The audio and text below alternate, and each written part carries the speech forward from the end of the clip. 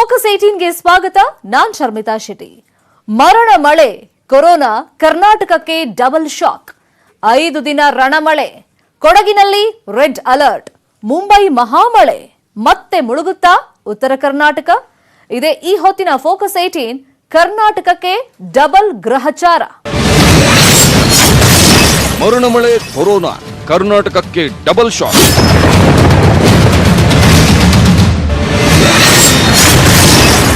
ಐದು ದಿನ ರಣಮಳೆ, ಕೊಡಗಿನಲ್ಲಿ ರೆಡ್ ಅಲರ್ಟ್.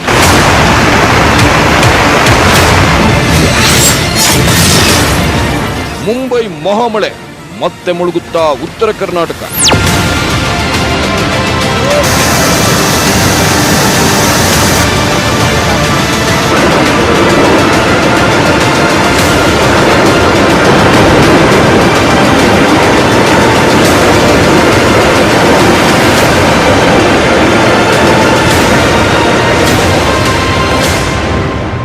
ಮಳೆ, ರಣಭೀಕರ ಮಳೆ ಕರಾವಳಿ ಮತ್ತು ಮಲೆನಾಡಿನಲ್ಲಿ ಅಬ್ಬರಿಸಿ ಬೊಬ್ಬಿರಿಯುತ್ತಿದೆ. ಜಲಾಸುರನ ರುದ್ರನರ್ತನಕ್ಕೆ ಜನ ತತ್ತರಿಸಿ ಹೋಗ್ತಿದ್ದಾರೆ. ಕಳೆದ ಕೆಲ ದಿನಗಳಿಂದ ಎಡೆಬಿಡದೆ ಸುರಿಯುತ್ತಿರೋ ಮಹಾಮಳೆ ಭೀಕರ ಪ್ರವಾಹವನ್ನು ಸೃಷ್ಟಿಸುವ ಮುನ್ಸೂಚನೆಯನ್ನ ಕೊಡ್ತಾ ಇದೆ.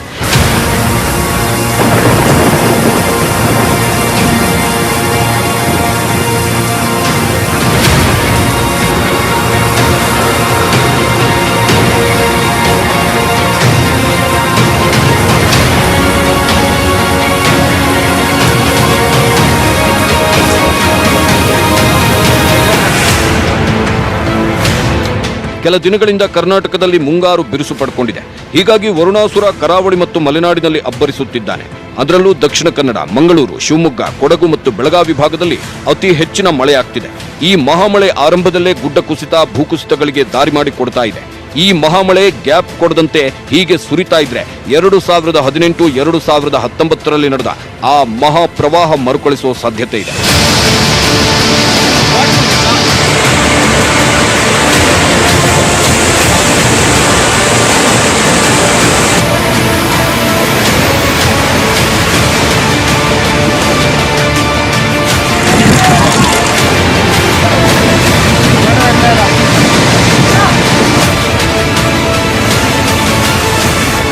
ಹೀಗೆ ಒಂದು ಕಡೆ ಮಹಾಮಳೆ ಅಬ್ಬರಿಸಿ ಪ್ರವಾಹದ ಭೀತಿಯನ್ನ ಹುಟ್ಟುಹಾಕ್ತಿದ್ರೆ, ಮತ್ತೊಂದು ಕಡೆ ಕಣ್ಣಿಗೆ ಕಾಣದ ಕೊರೋನಾ ರಣಕೇಕೆ ಹಾಕ್ತಿದೆ. ಸಿಕ್ಕವರ ದೇಹ ಹೊಕ್ಕಿ ಜೀವ ಹಿಂಡ್ತಾ ಇದೆ. ಮಂಗಳವಾರ ಒಂದೇ ದಿನ ರಾಜ್ಯದಲ್ಲಿ 1498 ಮಂದಿ ಸೋಂಕು ತಗುಲಿದ್ರೆ 15 ಮಂದಿ ಜೀವ ಬಿಟ್ಟಿದ್ದಾರೆ. ಅದೇ ರೀತಿ ದೇಶದಲ್ಲಿ ಮಂಗಳವಾರ ಒಂದೇ ದಿನ 22,700 ಮಂದಿಯ ದೇಹ ಹೊಕ್ಕಿರೋ ಮಹಾಮಾರಿ 481 ಜನರನ್ನ ಬಲಿ ಪಡೆದಿದೆ. ಶಾಕಿಂಗ್ ನ್ಯೂಸ್ ಏನಂದ್ರೆ, ದೇಶದಲ್ಲಿ ಸೋಂಕಿತರ ಸಂಖ್ಯೆ 1 ಲಕ್ಷ ಗಡಿ ತಲುಪೋಕೆ ತಗೊಂಡಿದ್ದು 110 ದಿನ. ಆದರೆ ಆ ನಂತರ ಕೇವಲ 49 ದಿನದಲ್ಲೇ 7 ಲಕ್ಷ ಗಡಿ ದಾಟಿದೆ. ಸೋಂಕು ಸುನಾಮಿಯ ರೀತಿಯಲ್ಲಿ ಏರ್ತಾ ಇದ್ದು, ಸಾವಿನ ಸಂಖ್ಯೆ ಕೂಡ ಏರೋ ಭೀತಿಯನ್ನ ಹುಟ್ಟುಹಾಕಿದೆ.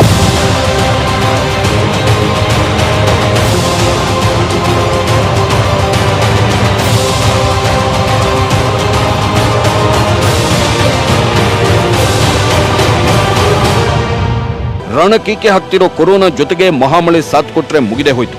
ಮರಣ ಮೃದಂಗ ಬಾರಿಸಲಿದೆ. ಯಾಕಂದ್ರೆ ರಕ್ಕಸ ಮಳೆಯಿಂದಾಗಿ ಪ್ರವಾಹ ಸೃಷ್ಟಿಯಾಗೋ ಭೀತಿ ಎದುರಾಗಿದೆ. ಪ್ರವಾಹ ಸೃಷ್ಟಿಯಾದ್ರೆ ಹಳ್ಳ ಕೊಳ್ಳಗಳು ಮತ್ತು ತಗ್ಗು ಪ್ರದೇಶಗಳಲ್ಲಿರೋ ಮನೆಗಳಿಗೆ ನೀರು ನುಗ್ಗುತ್ತೆ. ಇದರಿಂದ ಜನ ಮನೆ ಮಠ ಕಳ್ಕೊಂಡು ಬೀದಿಗೆ ಬೀಳ್ತಾರೆ. ಜೀವ ಉಳಿಸ್ಕೊಳ್ಳೋಕೆ ಜನ ಪರದಾಡಿದ್ರೆ ಆಗ ಸಾಮಾಜಿಕ ಅಂತರನೂ ಇರಲ್ಲ, ಮಾಸ್ಕ್ ಧರಿಸೋಕ್ಕೂ ಆಗಲ್ಲ. ಅಂಥ ಟೈಮಲ್ಲಿ ಸೋಂಕಿತರ ಸಂಖ್ಯೆ ಮತ್ತಷ್ಟು ಹೆಚ್ಚಾಗೋ ಸಾಧ್ಯತೆ ಇದೆ.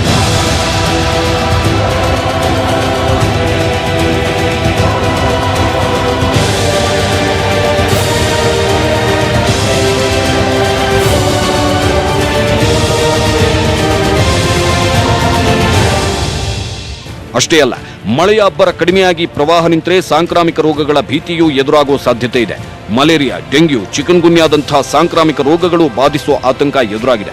ಒಂದೊಮ್ಮೆ ಸಾಂಕ್ರಾಮಿಕ ರೋಗಗಳು ಹೆಚ್ಚಾಗಿ ಜನರಿಗೆ ತಗುಲಿ ಅದ್ರ ಜೊತೆಗೆ ಕೊರೋನಾ ಕೂಡ ಅಟ್ಕಾಯಿಸಿಕೊಂಡ್ರೆ ಅಂಥವರು ಸುಲಭವಾಗಿ ಸಾವಿನ ದವಡೆಗೆ ಸಿಲುಕೋ ಭಯ, ಆತಂಕ ಹುಟ್ಕೊಂಡಿದೆ.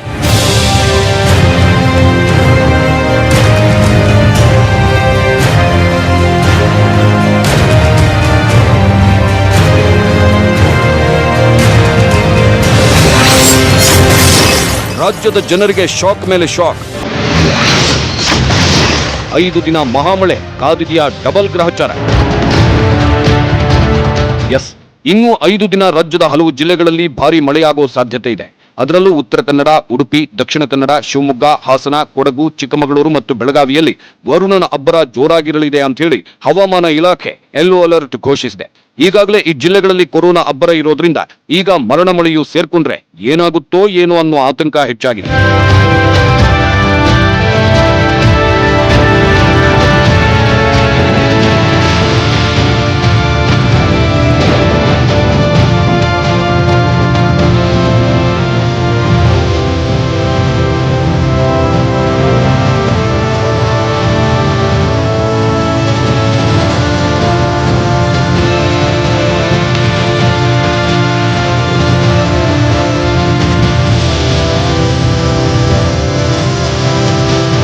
ಪ್ರತಿ ವರ್ಷ ಪ್ರವಾಹ ಸೃಷ್ಟಿಯಾಗ್ತಿರೋದು ಜುಲೈ ಕೊನೆ ಮತ್ತು ಆಗಸ್ಟ್ನಲ್ಲಿ. ಹೀಗಾಗಿ ಈ ಸಲವೂ ರಾಜ್ಯದಲ್ಲಿ ಪ್ರವಾಹ ಸೃಷ್ಟಿಯಾಗುತ್ತಾ ಅನ್ನೋ ಆತಂಕ ಮನೆ ಮಾಡಿದೆ. ಕರ್ನಾಟಕದಲ್ಲಿ ಎಲ್ಲೆಲ್ಲಿ ಪ್ರವಾಹದ ಭೀತಿ ಎದುರಾಗಿದೆ ಅನ್ನೋದನ್ನ ತೋರಿಸ್ತೀವಿ. ಆದ್ರೆ ಅದಕ್ಕಿಂತ ಮೊದಲು ಈಗಾಗಲೇ ಪ್ರವಾಹ, ಭೂಕುಸಿತ ಎದುರಿಸ್ತಿರೋ ಕೆಲವು ಪ್ರದೇಶಗಳನ್ನು ತೋರಿಸ್ತೀವಿ ನೋಡಿ.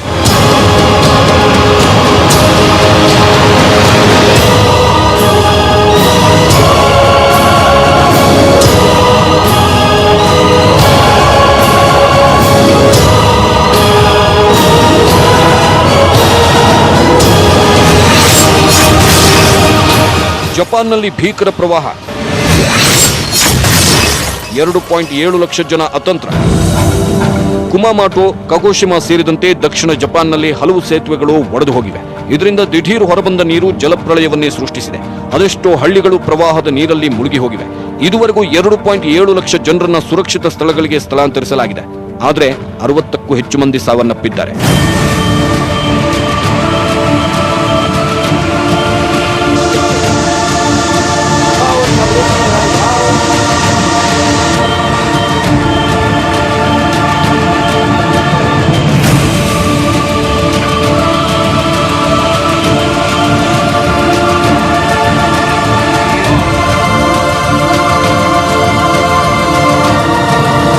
ಜಪಾನ್ ಪ್ರವಾಹ 2018ರ ಕೊಡಗಿನ ಪ್ರವಾಹವನ್ನೇ ನೆನಪಿಸ್ತಾ ಇದೆ. ಸದ್ಯ ರಾಜ್ಯದಲ್ಲೂ ಕಳೆದ ಕೆಲ ದಿನಗಳಿಂದ ಎಡೆಬಿಡದೆ ಮಳೆಯಾಗುತ್ತಿದ್ದು ಪ್ರವಾಹ ಸೃಷ್ಟಿಯಾಗುವ ಆತಂಕವನ್ನುಂಟು ಮಾಡಿದೆ.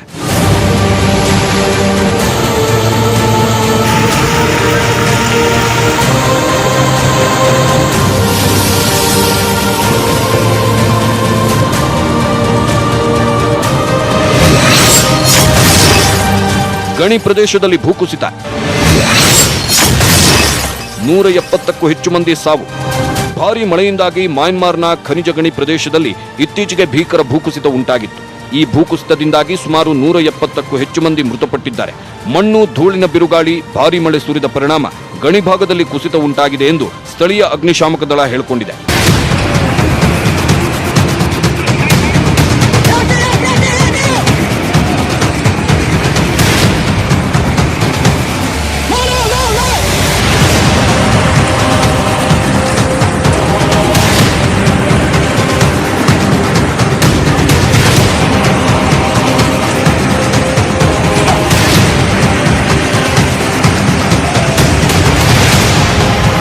ಇದೇ ರೀತಿ ಉತ್ತರ ಭಾರತದ ಹಲವೆಡೆ ಭಾರೀ ಮಳೆಯಿಂದಾಗಿ ಭೂಕುಸಿತ ಮತ್ತು ಗುಡ್ಡ ಕುಸಿತಗಳು ಸಂಭವಿಸುತ್ತಿವೆ. ಇದರಿಂದ ದುರ್ಗಮ ಪ್ರದೇಶಗಳಲ್ಲಿ ವಾಸಿಸುತ್ತಿರುವ ಜನ ಜೀವ ಕೈಯಲ್ಲಿ ಹಿಡಿಕೊಂಡು ಬದುಕುವ ದುಸ್ಥಿತಿ ನಿರ್ಮಾಣವಾಗಿದೆ. ಉತ್ತರ ಭಾರತದಲ್ಲಷ್ಟೇ ಅಲ್ಲ, ರಕ್ಕಸ ಮಳೆಯ ಅಬ್ಬರಕ್ಕೆ ಸಡಿಲಗೊಂಡಿದ್ದ ಗುಡ್ಡವೊಂದು ಮಂಗಳೂರಿನ ಹೊರವಲಯದ ಗುರುಪುರ ಪ್ರದೇಶದಲ್ಲೂ ಇತ್ತೀಚೆಗೆ ಕುಸಿದು ಬಿದ್ದಿತ್ತು. ಈ ಗುಡ್ಡ ಕುಸಿತದಿಂದಾಗಿ ಗುಡ್ಡದ ಕೆಳಗೆ ಇದ್ದ 4 ಮನೆಗಳು ಸಮಾಧಿಯಾಗಿತ್ತು. ಈ ವೇಳೆ ಮನೆಯೊಂದರಲ್ಲಿ ಇದ್ದ 2 ಮಕ್ಕಳು ಸಾವನ್ನಪ್ಪಿದ್ರು.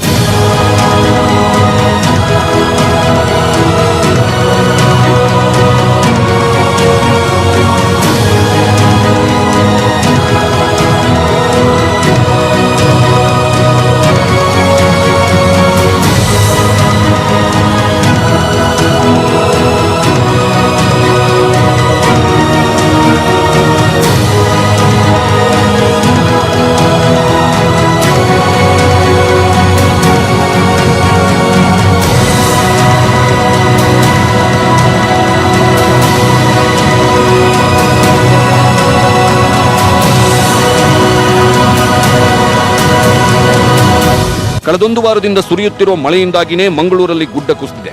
ಹಾಗಾದ್ರೆ ಇನ್ನೂ 5 ದಿನ ಭಾರೀ ಮಳೆ ಸುರಿಯುತ್ತೆ ಎನ್ನಲಾಗುತ್ತಿದೆ. ಹೀಗಾಗಿ ಕರಾವಳಿ ಮತ್ತು ಮಲೆನಾಡಿನಲ್ಲಿ ಆರೆಂಜ್ ಅಲರ್ಟ್ ಘೋಷಿಸಲಾಗಿದೆ. ಆದರೆ ಕೊಡಗಿನಲ್ಲಿ ಮಾತ್ರ ರೆಡ್ ಅಲರ್ಟ್ ಘೋಷಿಸಲಾಗಿದೆ.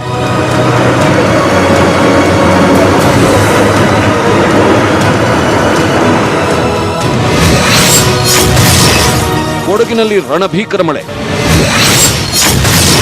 ಭೀಕರ ಭೂಕುಸಿತ, ತಲಕಾವೇರಿ ಸಂಪರ್ಕ ಕಟ್. ಗುಡ್ಡಗಾಡು ಪ್ರದೇಶಗಳಲ್ಲಿ ರೆಡ್ ಅಲರ್ಟ್. ಕೊಡಗು ಅಂದ್ರೇನೆ ಬೆಟ್ಟ ಗುಡ್ಡಗಳ ನಾಡು. ಇಲ್ಲಿ ಸಣ್ಣ ಪ್ರಮಾಣದಲ್ಲಿ ಮಳೆಯಾದರೂ ಬೆಟ್ಟ ಗುಡ್ಡಗಳ ಮಣ್ಣು ಸಡಿಲವಾಗುತ್ತೆ. ಹೀಗಾಗಿ ಪ್ರತಿ ವರ್ಷದ ಮಳೆಗಾಲದಲ್ಲಿ ಕೊಡಗಿನಲ್ಲಿ ಗುಡ್ಡ ಕುಸಿತ ಮತ್ತು ಭೂಕುಸಿತಗಳು ಸಂಭವಿಸುವುದು. ಈ ಸಲವೂ ಕೊಡಗಿನಲ್ಲಿ ಪ್ರವಾಹ ಸೃಷ್ಟಿಯಾಗುವ ಭೀತಿಯನ್ನ ಹುಟ್ಟುಹಾಕುತ್ತಿದೆ. ಹೀಗಾಗಿ ಕೊಡಗಿನ ಗುಡ್ಡಗಾಡು ಪ್ರದೇಶದಲ್ಲಿ ರೆಡ್ ಅಲರ್ಟ್ ಘೋಷಿಸಲಾಗಿದೆ.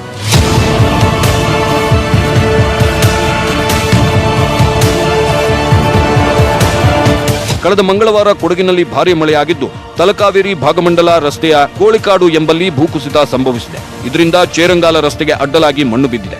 ಬೆಟ್ಟದ ಮೇಲಿಂದ ಝರಿಯಂತೆ ನೀರು ಹರಿದಿದ್ದು ಬಂಡೆಕಲ್ಲು, ಮರಗಳು ರಸ್ತೆಗೆ ಬಂದಿವೆ.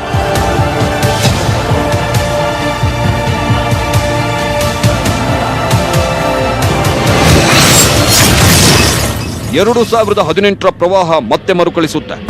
2018ರಲ್ಲಿ ಮರಣ ಮಳೆಗೆ ಕೊಡಗು ಅಕ್ಷರಶಃ ನಲುಗಿ ಹೋಗಿತ್ತು. ವಾರಗಟ್ಟಲೆ ಸುರಿದ ಮಳೆ ಕೊಡಗಿನಲ್ಲಿ ಜಲಪ್ರಳಯವನ್ನೇ ಸೃಷ್ಟಿಸಿ ಬಿಟ್ಟಿತ್ತು. ಅದೆಷ್ಟೋ ಹಳ್ಳಿಗಳು ಪ್ರವಾಹದಲ್ಲಿ ಮುಳುಗಿ ಹೋಗಿದ್ದು, ಸಾವಿರಾರು ಜನ ಬೀದಿಗೆ ಬಿದ್ದಿದ್ರು. ಅಷ್ಟೇ ಅಲ್ಲ, ಆ ವರ್ಷದ ಮುಂಗಾರು ಮಳೆಯ ಅಬ್ಬರಕ್ಕೆ ಒಟ್ಟು 483 ಮಂದಿ ಸಾವನ್ನಪ್ಪಿದ್ರೆ 140ಕ್ಕೂ ಹೆಚ್ಚು ಮಂದಿ ನಾಪತ್ತೆಯಾಗಿದ್ರು.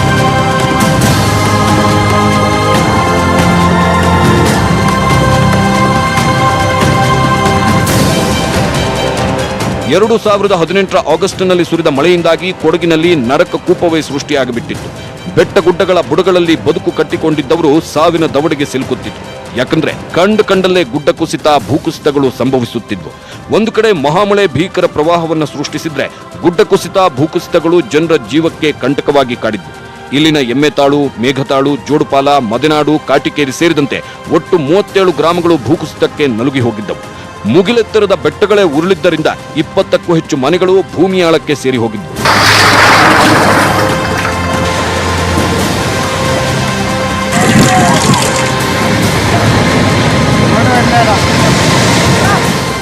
ಎರಡು 2018 ಅಷ್ಟೇ ಅಲ್ಲ, 2019ರಲ್ಲೂ ಕೊಡಗು ಮತ್ತೆ ಭೀಕರ ಪ್ರವಾಹಕ್ಕೆ ತತ್ತರಿಸಿ ಹೋಗಿತ್ತು. ಹೀಗಾಗಿ 2019ರಲ್ಲೂ ಇಲ್ಲಿ 61 ಜನ ಮರಣ ಮಳೆಗೆ ಬಲಿಯಾಗಿ ಹೋಗಿದ್ರು.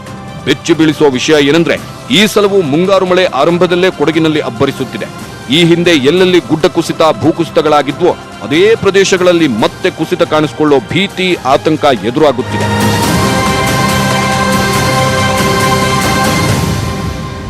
ಜೂನ್ ತಿಂಗಳಲ್ಲೇ ಮುಂಗಾರು ಶುರುವಾಗಿದ್ರೂ ಅದರ ಅಬ್ಬರ ಈಗ ಜೋರಾಗಿದೆ. ರಾಜ್ಯದ ಕೆಲ ಜಿಲ್ಲೆಗಳಲ್ಲಿ ಪ್ರವಾಹದ ಭೀತಿ ಎದುರಾಗಿದೆ. ಇತ್ತ ಉತ್ತರ ಕರ್ನಾಟಕದಲ್ಲಿ ಮಳೆ ಅಬ್ಬರ ಕಡಿಮೆ ಇದ್ರೂ ಪ್ರವಾಹದ ಆತಂಕ ಹೆಚ್ಚಾಗಿದೆ. ಅದ್ಯಾಕಂತೀರಾ? ಇಲ್ಲಿದೆ ನೋಡಿ pin to pin details. Malenadu ಕರಾವಳಿಯಲ್ಲಿ ಮುಂಗಾರಿನ ಅಬ್ಬರ. ಇನ್ನು 3 ದಿನ ಸುರಿಯುತ್ತೆ ರಕ್ಕಸ ಮಳೆ.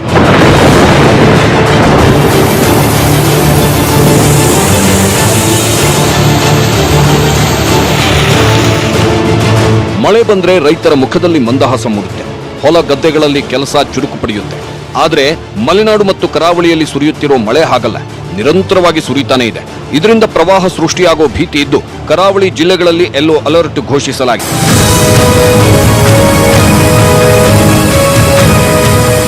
ಕರಾವಳಿ ಮತ್ತು ಮಲೆನಾಡಿನಲ್ಲಿ ಕೆಲ ದಿನಗಳಿಂದ ಸುರಿಯುತ್ತಿರೋ ಮಳೆ ಇನ್ನು 3 ದಿನ ಅಬ್ಬರಿಸಲಿದೆ. ಹಾಗೇನೇ ಉತ್ತರ ಕರ್ನಾಟಕದ ಜಿಲ್ಲೆಗಳಲ್ಲಿ ಹಗುರವಾದ ಮಳೆಯಾಗಲಿದೆಯಂತೆ. ಆದರೆ ಉತ್ತರ ಕರ್ನಾಟಕದಲ್ಲಿ ಕಳೆದ ವರ್ಷದಂತೆ ಈ ವರ್ಷವೂ ಪ್ರವಾಹದ ಭೀತಿ ಸೃಷ್ಟಿಯಾಗುತ್ತಿದೆ. ಯಾಕಂದ್ರೆ ಜಲಾಸುರ ಮಹಾರಾಷ್ಟ್ರದಲ್ಲಿ ಅಬ್ಬರಿಸಿ ಬೊಬ್ಬಿರಿಯುತ್ತಿದ್ದಾರೆ.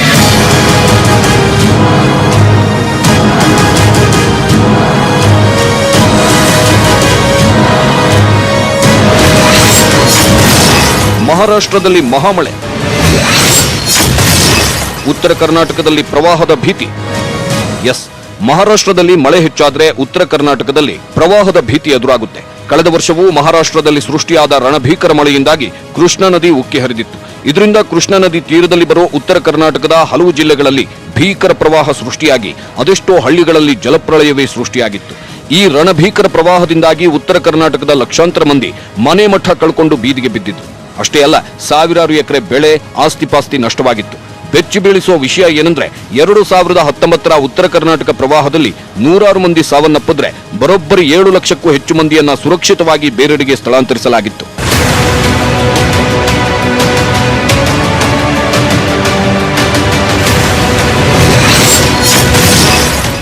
ಮತ್ತೆ ಮರುಕಳಿಸುತ್ತಾ ಆ ಕರಾಳ ಇತಿಹಾಸ. ಎಸ್, ಕಳೆದ 2 ದಿನಗಳ ಹಿಂದೆ ಮುಂಬೈನಲ್ಲಿ 300 ಮಿಲಿಮೀಟರ್ಗೂ ಹೆಚ್ಚು ಮಹಾಮಳೆ ಸುರಿದಿತ್ತು. ಸತತ 3 ದಿನಗಳಿಂದ ಸುರಿದಿದ್ದ ರಣಭೀಕರ ಮಳೆಯಿಂದಾಗಿ ಮುಂಬೈ ನಗರದ ಬಹುತೇಕ ರಸ್ತೆಗಳು ಜಲಾವೃತವಾಗಿದ್ದವು. ಕೆಲವು ಕಡೆ ವಾಹನಗಳು ಮುಳುಗಿ ಹೋಗಿದ್ದವು. ಮಹಾರಾಷ್ಟ್ರದಲ್ಲಿ ಮುಂಗಾರು ಮಳೆ ಈಗಷ್ಟೇ ಅಬ್ಬರಿಸಲು ಶುರು ಮಾಡಿದೆ. ಮುಂದಿನ ದಿನಗಳಲ್ಲಿ ಮತ್ತಷ್ಟು ಮಳೆಯಾಗುವ ಸಾಧ್ಯತೆ ಇದೆ. ಮಹಾರಾಷ್ಟ್ರದಲ್ಲಿ ಮರಣ ಮಳೆಯಾದ್ರೆ ಕೃಷ್ಣೆ ಉಕ್ಕಿ ಹರಿಯುತ್ತೆ. ಉತ್ತರ ಕರ್ನಾಟಕದಲ್ಲಿ ಭೀಕರ ಪ್ರವಾಹ ಸೃಷ್ಟಿಯಾಗುತ್ತೆ. ಕಳೆದ ವರ್ಷ ಆಗಸ್ಟ್ ಮತ್ತು ಸೆಪ್ಟೆಂಬರ್ನಲ್ಲಿ ಉತ್ತರ ಕರ್ನಾಟಕದ ಬೆಳಗಾವಿ, ಚಿಕ್ಕೋಡಿ, ವಿಜಯಪುರ, ಬಾಗಲಕೋಟೆ, ಗದಗ ಮತ್ತು ರಾಯಚೂರಿನಲ್ಲಿ ಪ್ರವಾಹ ಸೃಷ್ಟಿಯಾಗಿತ್ತು. ಇಲ್ಲಿನ ಜಮೀನುಗಳು ಜಲಾವೃತವಾಗಿದ್ರೆ ಸೇತುವೆಗಳು ಮುಳುಗಡೆಯಾಗಿ ರಸ್ತೆ ಸಂಪರ್ಕ ಕಡಿತಗೊಂಡಿತ್ತು. ಇದೀಗ ಮತ್ತೆ ಮಹಾರಾಷ್ಟ್ರದಲ್ಲಿ ಮಳೆ ಹೆಚ್ಚಾಗುವ ಸಾಧ್ಯತೆ ಇದ್ದು ಆ ಕರಾಳ ಇತಿಹಾಸ ಮತ್ತೆ ಮರುಕಳಿಸುತ್ತಾ ಅನ್ನೋ ಆತಂಕ ಹೆಚ್ಚಾಗಿದೆ. ಮತ್ತೊಂದು ಬೆಚ್ಚಿ ಬೀಳಿಸುವ ವಿಷಯ ಏನಂದ್ರೆ ಉತ್ತರ ಕರ್ನಾಟಕದಲ್ಲೂ ಕೊರೋನಾ ಸೋಂಕಿತರ ಸಂಖ್ಯೆ ಹೆಚ್ಚಾಗುತ್ತಿದೆ. ಇಂಥ ಟೈಮಲ್ಲಿ ಪ್ರವಾಹವು ಸೃಷ್ಟಿಯಾದ್ರೆ ಸಾಂಕ್ರಾಮಿಕ ರೋಗಗಳು ಹೆಚ್ಚಾಗಿ ಕೊರೋನಾ ಮತ್ತಷ್ಟು ವೇಗವಾಗಿ ಹರಡೋ ಭಯ ಕಾಡ್ತಾ ಇದೆ.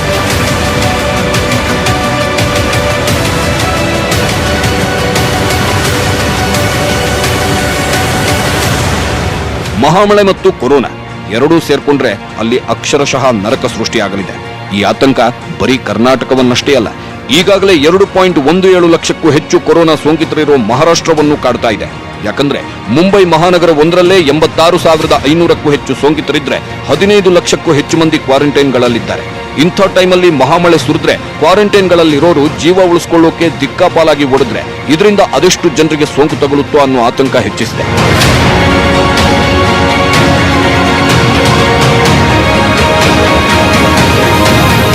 ಏನೇ ಇದ್ರೂ ಮರಣ ಮಳೆಯ ಅಬ್ಬರ ಆರ್ಭಟ ಹೆಚ್ಚಾಗಿ ರಾಜ್ಯದಲ್ಲಿ ಪ್ರವಾಹ ಸೃಷ್ಟಿಯಾದ್ರೆ ಇತ್ತ ಈಗಾಗಲೇ ಕೊರೋನಾ ರಣಕೇಕೆ ಹಾಕೋ ಸಾಧ್ಯತೆ ಇದೆ. ಪ್ರವಾಹ ಬಂದ್ರೆ ಅದೇಗೋ ಬದುಕಿಕೊಳ್ಳಬಹುದು. ಆದ್ರೆ ಕೊರೋನಾ ಪ್ರವಾಹದ ಸಂದರ್ಭದಲ್ಲಿ ಅಟ್ಕಾಯಿಸಿಕೊಂಡ್ರೆ ಸಾವಿನ ಸಂಖ್ಯೆ ಹೆಚ್ಚಾಗೋ ಸಾಧ್ಯತೆ ಇದೆ. ಈಗಾಗಲೇ ಬೆಂಗಳೂರು ಸೇರಿದಂತೆ ರಾಜ್ಯದ ಕೆಲವೆಡೆ ಸೋಂಕಿತರೇ ಆಸ್ಪತ್ರೆಗಳಿಗೆ ಹೋಗಿ ನಾವು ಅಡ್ಮಿಟ್ ಆಗ್ತೀವಿ ಅಂದ್ರೂ ಆಸ್ಪತ್ರೆಗಳಲ್ಲಿ ಬೆಡ್ಗಳಿಲ್ಲ ಅಂತ ಹೇಳಿ ವಾಪಸ್ ಕಳಿಸ್ತಿದ್ದಾರೆ. ಮತ್ತೆ ಕೆಲವೆಡೆ ಸಮಯಕ್ಕೆ ಸರಿಯಾಗಿ ಆಂಬ್ಯುಲೆನ್ಸ್ಗಳು ಕೂಡ ಬರ್ತಾ ಇಲ್ಲ ಅನ್ನೋ ಆರೋಪ ಇದೆ. ಇಂಥ ಟೈಮಲ್ಲಿ ಪ್ರವಾಹ ಸೃಷ್ಟಿಯಾದ್ರೆ ಸೋಂಕಿತರು ಪ್ರವಾಹದಲ್ಲಿ ಸಿಲುಕಿಕೊಂಡ್ರೆ ಅಂಥವರನ್ನ ಆ ದೇವರೇ ಕಾಪಾಡಬೇಕು.